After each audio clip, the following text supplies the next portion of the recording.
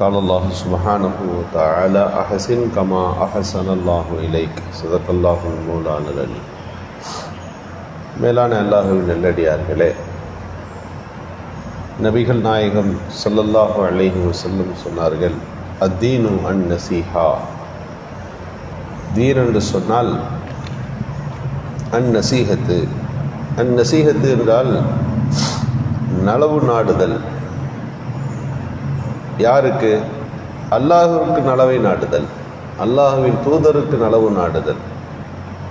ஆம்மத்துல் முஸ்லிமீன்கள், ஒட்டுமொத்த முஸ்லீம்களுக்கு நலவு நாடுதல்.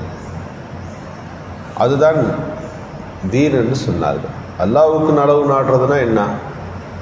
அவன் கடமைகளை ஏற்று நடப்பதற்கு பேர் தான் அல்லாஹுக்கு நலவு நாடுதல்.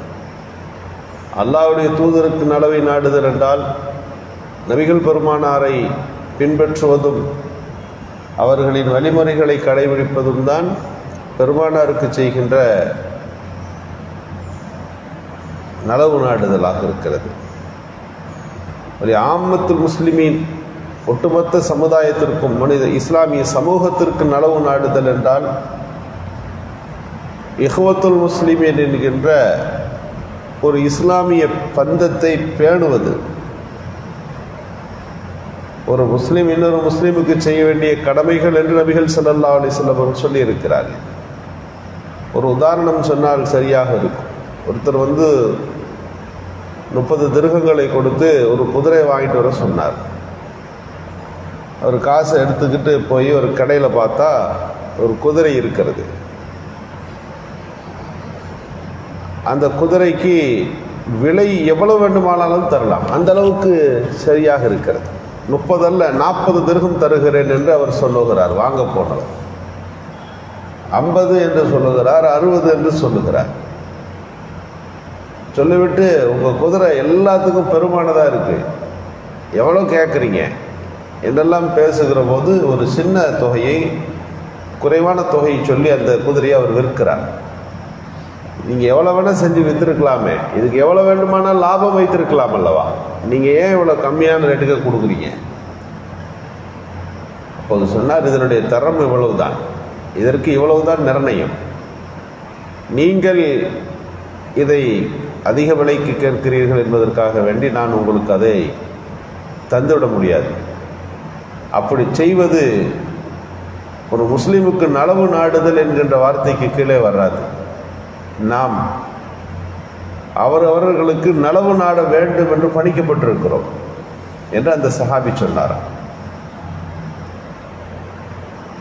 அந்த எண்ண ஓட்டம் வர வேண்டும். இதில் அவர்களுக்கு என்ன நன்மை, அவர்களுக்கு இதில் என்ன பிரயோஜனம் என்று யோசிக்கின்ற ஒரு பண்பு. பொதுவாக நம்மளை பற்றி தான் நம்ம யோசிப்போம். அவங்க நிலைமை என்ன, அவர்களின் சிந்தனை என்ன, அவர்களின் உணர்வு என்ன என்று பேசுவது இருக்கிறதே, அதற்கு தகுந்தாற் போல அவர்களுக்கு எது பிரயோஜனமோ அதை தருவது. கேட்குறவங்க இது வேண்டும் அது வேண்டும் என்று சொல்லலாம், அதெல்லாம் சரிங்க, உங்களுக்கு இதுதான் கரெக்டாக பொருந்தும், இதுதான் உதவியாக இருக்கும், நீங்கள் கேட்குறீங்க என்பதற்காக நான் தந்துடலாம், ஆனால் அது பிரயோஜனம் இல்லை, அது நஷ்டமாயிடும் உங்களுக்கு என்று சொல்லுகின்ற போதுதான் இங்கே நசீஹத்துல் முஸ்லிமீன் வருகிறது. ஒரு முஸ்லீமுக்கு நலவு நாடுகிற பண்பு வருகிறது. அந்த எண்ண ஓட்டம் நமக்கு இருக்குதா? நாம் யோசிக்கிறோம். யதார்த்தமான உலகியல் நடைமுறை அதுவா? எவ்வளவுக்கு எவ்வளோ ஏமாளியாக இருக்கிறாரோ அவ்வளவுக்கு எவ்வளோ அதை நாம் தலையில் கட்டிவிட்டு போய்விடுவோம். அவருக்கு நன்மை இருக்கிறதா, அதில் அவருக்கு பிரயோஜனம் இருக்கிறதா என்றெல்லாம் யோசிக்கிற பண்பு இன்றைக்கு சமூகத்தில் இல்லை. ஒரு மூமின் இன்னொரு மூமினுக்கு மத்தியில் இருக்கக்கூடிய தொடர்பு இப்படிப்பட்டதாக இருக்கும். பெருமானார் ஸல்லல்லாஹு அலைஹி வஸல்லம் அப்படிப்பட்ட ஒரு பண்பாளர்களை உருவாக்கினார்.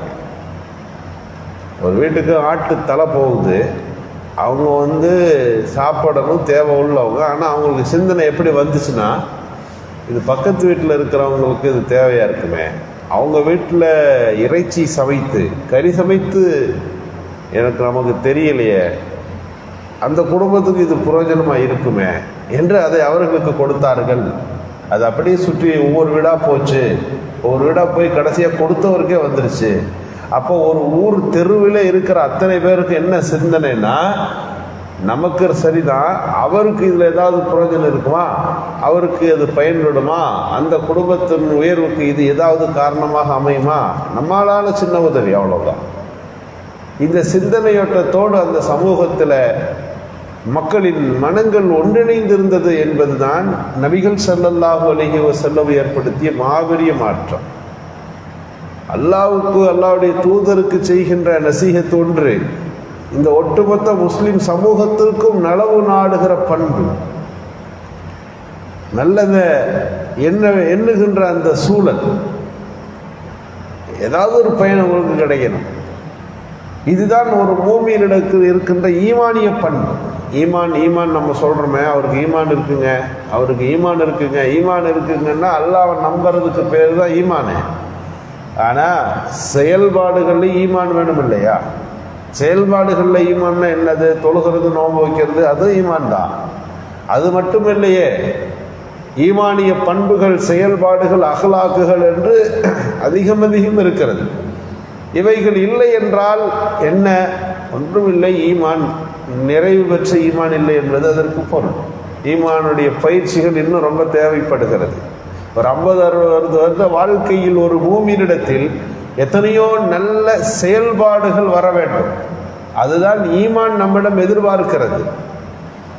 நம்ம நினைச்சிருக்கிறது அல்லாஹ்வையும் ஆகிரத்தையும் நம்பிவிட்டோம், அமல்கள்னு கொஞ்சம் செஞ்சிட்டோம். இல்லை, அதை தாண்டி இன்னும் வாழ்க்கையில் நாம் கடைபிடிக்க வேண்டிய பல்வேறு நடைமுறைகள், வழிமுறைகள் இருக்கின்றன. அவைகளை நாம் உள்வாங்கணும். ஒரு சின்ன உதாரணம் சொன்னால் தெரியும். ஒரு ஈமானிய குடும்பத்திற்கான ஒரு சின்ன உதாரணம். ரசூலுல்லாஹ் கேட்டாங்க, இந்த விருந்தாளிக்கு ஏதாவது சாப்பாடு கொடுக்குறீங்களா யாரும்? ஒரு சஹாபி, நான் கூப்பிட்டு போய் நான் வீட்டில் தங்க வச்சு அவருக்கு நான் சாப்பாடு கொடுக்குறேன் அப்படின்னு சொன்னேன். பொதுவாக அன்றைக்கு அப்படி சூழ்நிலை இருந்தது. இன்றைக்கெல்லாம் ஒரு விருந்தாளி ஒரு ஊருக்கு போகிறாருன்னா ஹோட்டல், கடை, தங்குற லாட்ஜுகள் ஏதோ இருக்கிறது. கிராமங்களுக்கு போனீங்கன்னா ஒருத்தர் மாட்டிக்கிட்டாருன்னா எங்கே தங்குவார்? ஏதாவது வீடுகளில் தான் அவரை தங்க வைக்கப்படணும், அவருக்கு உணவு கொடுக்கணும். அதுதான் ஒரு காலத்தில் மெஹமான் கானாக்களாக, முசாஃபிர் கானாக்களாக, வெளியூர்காரவங்க தங்க வைக்கிறதுக்கு என்று சத்திரங்களாக இதெல்லாம் பின்னால் பரிமாணம் பெற்றது. அவர்கள் மீது உள்ள கடமை. ஒரு ஊருக்கு போனால் அவருக்கு யாரோ ஒருத்தர் வந்திருக்காரு, அவர் தங்க வைக்கிறதுக்கு ஏதாவது பண்ணுங்க, உதவி செய்யணும். ஒரு சூழலை கேட்குறாங்க, இவர் யார் பார்த்துக்கிறீங்க? நான் கூட்டிகிட்டு போகிறேன்னு சஹாபி சொல்லிட்டார். கூட்டி கொண்டு போகிறார். வீட்டில் போனால் சாப்பாடு இல்லை, உணவு கம்மியாக இருக்கிறது. அப்போது கணவனும் மனைவியும் பேசி கொள்கிறார்கள். இருக்கிற சாப்பாடு ஒரு ஆள் சாப்பாடு தான் வீட்டில் இருக்குது. அந்த ஒரு ஆள் சாப்பாட்டுக்கு நீங்கள் இருக்கிறீங்க, நான் இருக்கிறேன், நம்ம பிள்ளைங்க இருக்குது. இப்போ நீங்கள் ஒரு விருந்தாளியை கூப்பிட்டு வந்துருக்கிறீங்க. அல்லாஹ்வின் விருந்தாளியை நம்ம கண்ணியப்படுத்தணும். பிள்ளைங்க தூங்கிடுவாங்க கொஞ்ச நேரத்தில். அப்போது நம்ம 2 பேர் இருப்போம். விருந்தாளிக்கு உணவு வைப்போம், நீங்களும் கூட தான் உட்காந்து சாப்பிடணும். ஆனால் அந்த உணவு ஒரு ஆளுக்குரியது. நீங்கள் என்ன பண்ணணும்னா, நீங்கள் உட்காந்து சாப்பிடுகிற போது தட்டை அசைச்சிக்கிட்டே இருக்கணும். நான் என்ன செய்வேன்னா, விளக்க சரி செய்கிற மாதிரி விளக்க அணைச்சிருவேன். விளக்கு அணைந்த பிறகு நீங்கள் உண்ணுவதை போல அவரோடு சேர்ந்து நின்று உட்காருங்க. அவர் சாப்பிடட்டும் என்று சொல்லி விருந்தாளிக்கு அந்த ஒரு உணவை கொடுத்து விட்டு குடும்ப உறுப்பினர் அத்தனை பேரும் தண்ணீரை அருந்தி அவர்கள் உறங்கப் போகிறார்கள். யுஸிரூன அலா அன்ஃபுஸிஹிம் வலவ் கான பிஹிம் ஹஸாஸா. தங்களுக்கு கஷ்டம் இருந்தாலும் பிறரை தேர்ந்தெடுத்து கொள்ளுகின்ற அந்த பண்பு திருக்குர்ஆன் பாராட்டி அவர்களை பேசியது என்று நாம் பார்க்கிறோம். இதற்கு பேர் தான் நசீஹத்துல் முஸ்லிமின். பிறருக்கு நலன் நாடுதல் என்றால் அவர்களுக்கு என்ன உதவியோ அந்த உதவியை நிறைவாய் செய்தல். அல்லாஹ் சுப்ஹானஹு வ தஆலா அந்த அழகிய பண்புகளை நாம் வளர்த்து கொள்வதற்கும் நம்மிடம் சிறந்த குணங்களை உருவாக்கி கொள்வதற்குமான நல்ல தௌஃபீக்கை நல்குவானாக. சுப்ஹானல்லாஹி வ பிஹம்திஹி.